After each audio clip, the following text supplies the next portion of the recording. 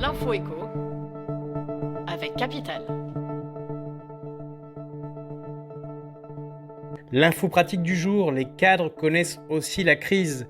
Selon la PEC, 4 entreprises sur 10 ayant l'intention de recruter un cadre l'an dernier ont annulé ou décalé ce projet à 2021 et les intentions d'embauche en ce début d'année restent relativement faibles.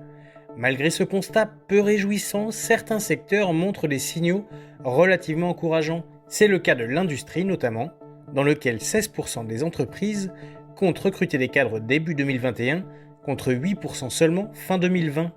Rendez-vous sur capital.fr pour retrouver la liste complète des secteurs à viser et des secteurs à éviter pour décrocher un emploi cadre en ce moment.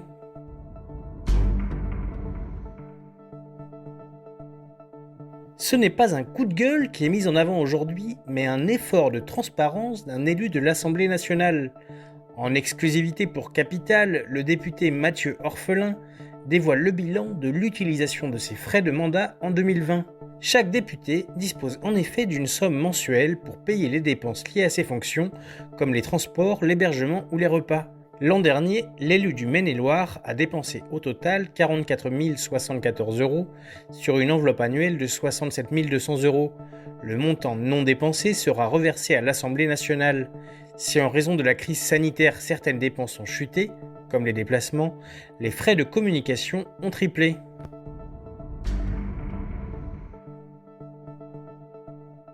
Le chiffre du jour, 4000, c'est le nombre de villes désormais éligibles à la 5G. Alors que peu de sites captaient la nouvelle fréquence au lancement de l'offre commerciale début décembre, 4000 communes sont désormais couvertes par un ou plusieurs opérateurs, selon les derniers chiffres de l'autorité de régulation des communications électroniques. Comme souvent, les grandes villes sont généralement mieux desservies, mais vous ne trouverez pas les mêmes fournisseurs partout. Si, à Aix-en-Provence, les utilisateurs ont l'embarras du choix, la 5G est disponible uniquement chez Free à Blois. Découvrez comment votre ville est couverte sur notre site.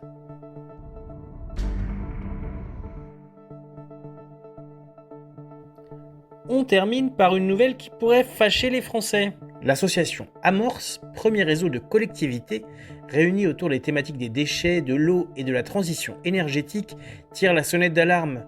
Les taxes locales sur la collecte des déchets pourraient augmenter de façon conséquente.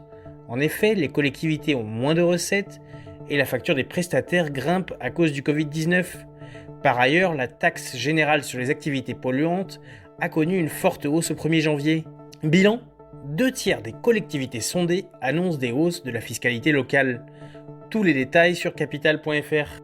C'était l'info éco avec Capital.